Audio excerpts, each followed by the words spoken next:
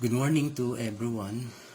Bless the Lord, O my soul. No po, sa umagang ito ay aking pong pinupuri ang Panginoon sa aking buhay po na tayo po ay nananatiling malakas, no? Masigasig, no? Sa pamamagitan ng pag-iingat at biyaya ng ating Diyos. Alam nyo, sa panahon ngayon, wala po tayong dapat tutukan at wala po tayong dapat paglaanan ng ating buong panahon kasi nakakainip lagi ka nakaupo, no? Nakaka-boring, no? Upo, hihiga, and then maya-maya nandiyan na yung pagkain, luto na, no? Nakaserve na sa lamesa, kakain na lang tayo, no? Ang gagawin na lang natin, alam nyo, ang ginagawa ko na lang po sa panahon na ito ng mama, naghugas po ako ng plato, no? Pero nakakabagot. Pero one thing na akin pong natutunan sa mga panahon na katulad nito ay yung pagdwell, no? At paglapit sa banal na presensya ng Panginoon sa pamamagitan po ng pag-aaral ng kanyang banal at buhay na salita. Bayaan niyo po ako. Nais ko po kayong dalhin sa kanyang salita sa awit. Kung kayo po may mga Biblia, inaanyayahan ko po kayo na makipagbukas po sa akin sa awit kabanatang 91 or Psalm chapter 91. Ito po ay merong talatang 1 hanggang 16, no? Simulan na po natin. Verse 1, sabi, siyang naghahangad ng pagkupkop ng kataas-taasan. Anyway, sa panahon po natin ngayon, wala naman tayong ibang dapat hangarin.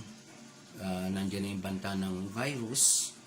And actually, nandun na po sa kabilang patok namin sa phase 8. Hindi po namin pwedeng itatwa na kami po yung nag-aalala at natatakot because sabi nga, fear is real and fear is legitimate. Pero we have hope, no? We have hope sa pamamagitan ng salita at mga pangako ng ating Panginoon that He will never allow for us to harm, no?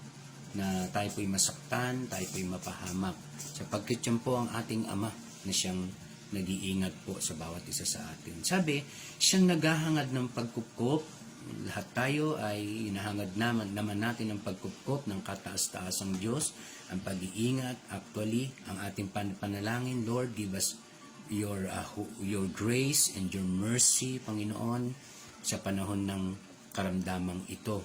Sabi, at nananatili sa pagkalinga ng makapangyarihan. Ang pananatili po sa pagkalinga at kapangyarihan ng ating Panginoon, yung pong lagi tayong nananalangin. Sabi nga po ni Apostol Pablo that we must pray without ceasing, no?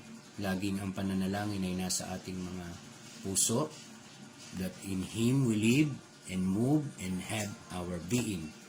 Acts chapter 17 verse 28. Sabi po sa verse 2, ay makapagsasabi kay Yahweh muugkat kanlungan. Claim po natin, deklara natin, Yahweh, ikaw ang aming muog at kanlungan.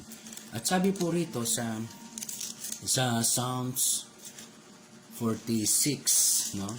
Ito po yung madalas na inaawit natin bilang prelude sa bawat church every Sunday. Sabi, ang Diyos ang ating lakas at kanlungan at hanggang saklolo kung may kaguluhan. Di dapat matakot, mundo'y mayanigman. Kahit na sa dagat ang bundok matangay, kahit na mangalit yaong karagatan, at ang mga burol mayanig o magimbal. My dear brethren, ito po yung nagsasabi at nagdideklara na si Yahweh ang kanyang muog at kanlungan, no?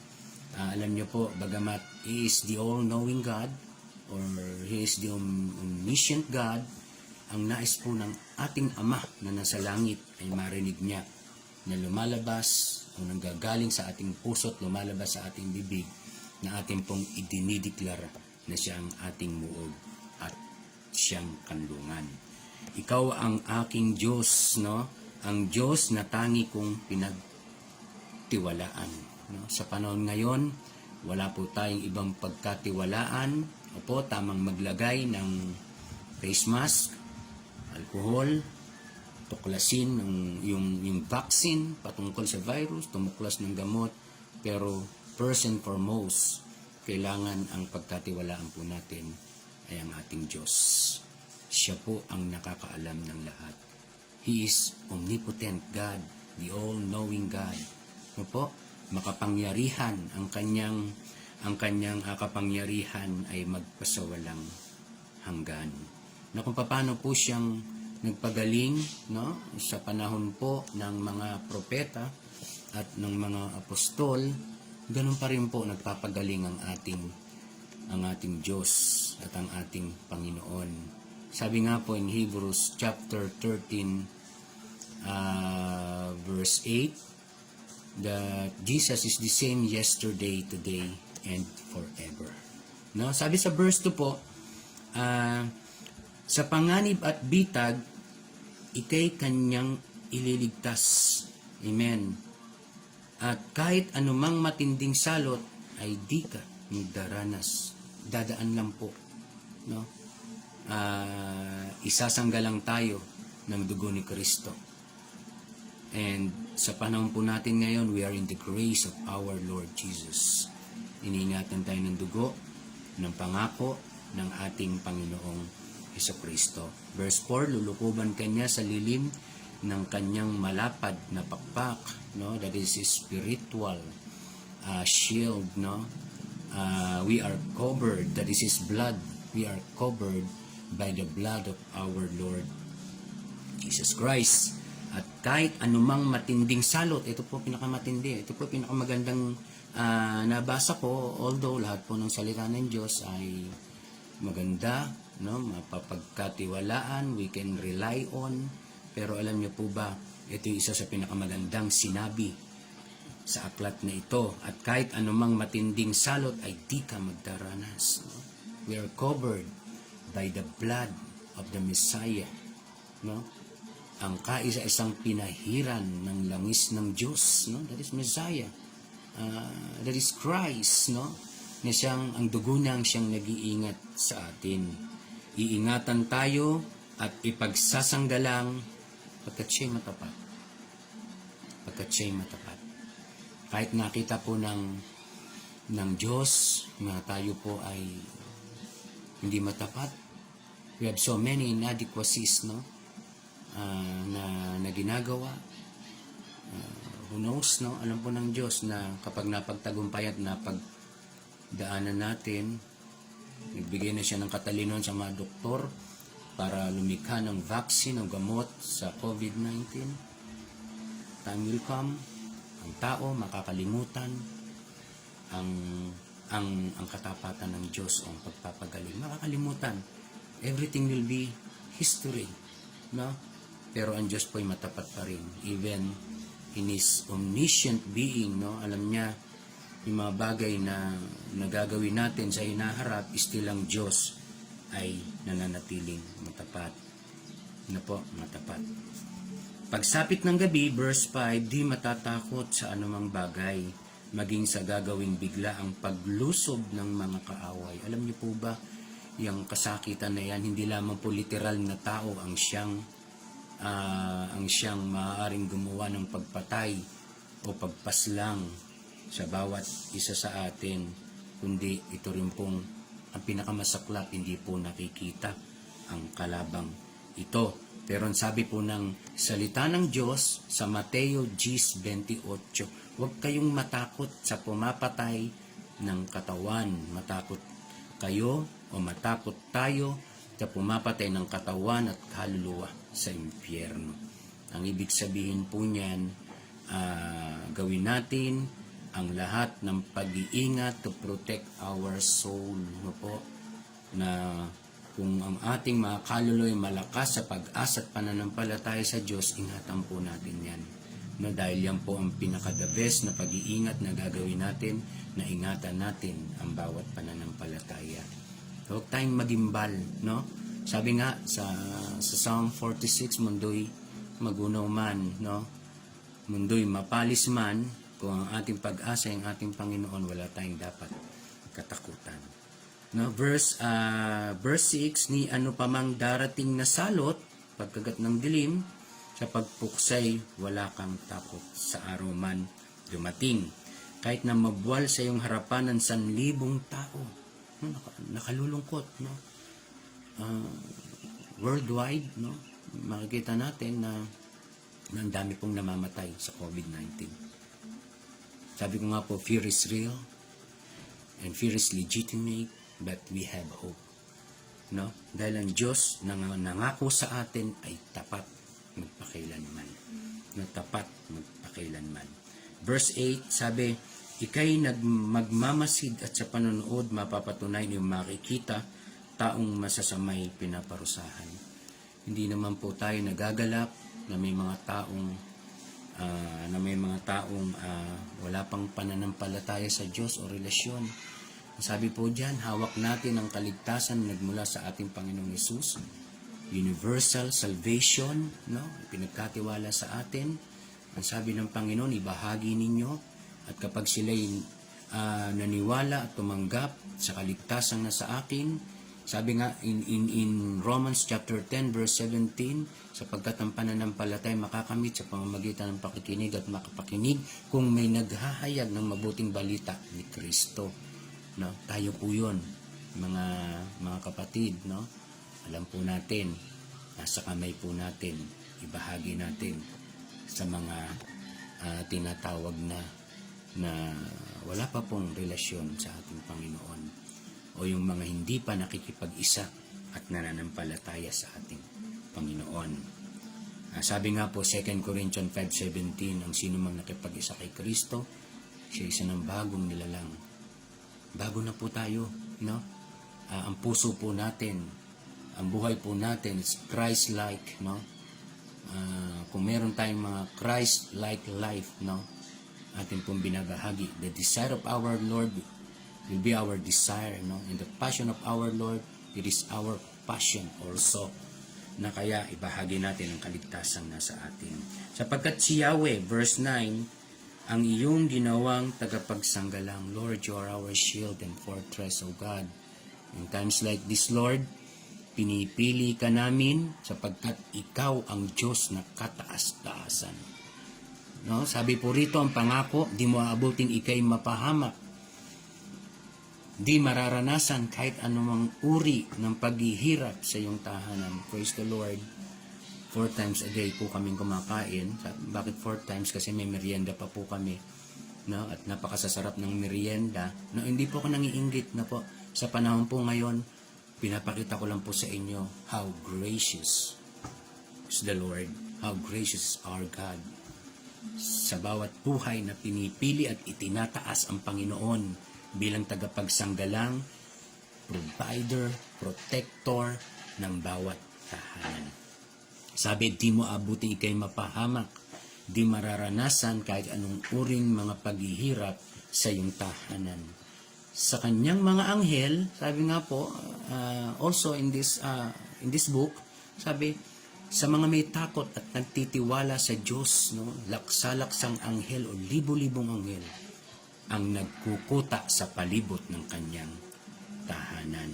Na po, sa kanyang maangel ikay itatagubilin saan mang dako maparoon, tiyak kang iingatan. Sa kanilang mga kamay ikay aalalayan ng sa mga bato, paamoy hindi masasaktan. Amen. No? Iyong tatapakan kahit mga ahas o liyong mabagsik, di ka maaano ng serpiente, liyong mababangis. Sabi ng Diyos, listen, let us listen. Sabi ng Diyos, ililigtas ko ang mga tapat sa akin.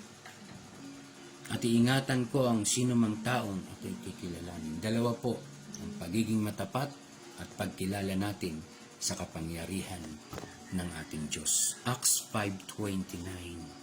We owe to obey God rather than men. Ang ibig sabihin po, huwag tayong basta-basta maniniwala sa mga panukala at haka ng tao, kundi maniwala lamang tayo kapag ang Diyos na ang siyang nangungusap at nagsasalita sa ating mga puso. Sabi, on verse 15, kapag sila'y tumawag, laging handa ako na sila'y pakinggan. Aking sasamahan at kung may problema ay sasaklolohan. Aking ililigtas ang bawat isa ay pararangalan. Jeremiah chapter 33 verse 3, ang sabi po doon, call unto me and I will answer thee. And I will show thee great and mighty things which thou knowest not. Alam niyo mga minamahal, ang Diyos lamang ang siyang makapagpapakita sa atin ng mga bagay na kamanga-manga na halos hindi malirit ng ating mga isipan. Time will come. Pupurihin natin ang Panginoon sa mga bagay na nangyayari, kung paano tayo nag-aalala at natatakot ngayon, ma-realize at makikita natin, ay ganun pala. No? Ayun pala yung pagkilos ng Diyos. Dahil sa mga mapapait, nakakatakot, no, nakagigimbal na nangyayari po, lagi po nating tatandaan na merong greater na pagkilos na ginagawa ang ating Panginoon. No po? Siguro may mga binabasag siya, sinisira siya na kanya pong ginagawa. Kailangang sirain at kailangan basagin ang isang bagay o pangyayari upang makagawa ang ating Diyos. Kailangan basagin ng Diyos ang ating mga puso. Nang sa gayon ay hubugin po ng Diyos ang ating mga puso sa hubog na kanyang ninanais sa ating mga buhay. At panghuli po, chapter 16, sila'y bibigyan ko't gagantimpalaan ng mahabang buhay at nakakatiyak tatamuhin nila ang aking kaligtasan. Yan po ang pangako na nagmumula sa ating Panginoon. Panghawakan po natin ang mga pangako niyan. Hebrews chapter 4 verse 16, ang sabi ng Panginoon po, lumapit tayo sa trono ng habag at biyaya ng ating Panginoon habang kaya pa po nating lumapit. At ito po yung pinaka-the best time na habang nakaupo sa trono ng kanyang habag at biyaya ang ating Panginoon. He is the Lamb of God. He is the Lamb of God. No? Magkakaroon pa po tayo ng kapatawaran sa ating mga pagkakasala. Ulitin ko po, Hebrews 4:16, kaya't huwag tayong mag-atubiling lumapit sa trono ng mahabaging Diyos upang makamtam natin ang habag at pagpapala. Ano yung habag at pagpapala? Kapatawaran at buhay na walang hanggan na nagmumula sa kordero ng Diyos na nag-aalis ng kasalanan ng sanlibutan. John 1:29. At kapag tumayo na po ang kordero ng Diyos sa kanyang trono, ibig sabihin is the King of Kings and the Lord of Lords. Hahatulan niya na po ang buong sandaigdigan. Ang paghatol ng kordero ng Diyos or ng hari ng mga hari at Panginoon ng lahat ng Panginoon. No? At during that time, malungkot man, wala na po tayong magagawa o hindi na po natin matatanggap ang biyaya ng pagpapatawad at paghuhugas ng kanyang dugo sa ating mga pagkakasala. Habang may panahon po, magbahagi tayo ng salita ng Diyos. No? We are Christian people, no? We must be balanced. We are the balanced people, the most stable people, the most sane, the most reasonable and rational people, no, sa mundong ito na dapat ibahagi ang salita ng ating Panginoon. No, na dapat po lagi nating pinaalalahanan ang ating kapwa na magpalakas tayo sa salita ng ating Diyos at magkaroon tayo ng pakikipagniig o pananalangin sa ating Panginoon. Kaya purihin po ang Diyos at pansamantala hanggang dito na lang po. Nawa ang biyaya ng Diyos ng kanyang salita ay dumating sa ating mga puso at kaisipan. Huwag po natin kalilimutan sa aklat po ng Hebreo on Hebrews chapter 12 verse 2 that we must look unto Jesus, that He is the author and finisher of our faith. God bless you and salamat sa Diyos. Amen.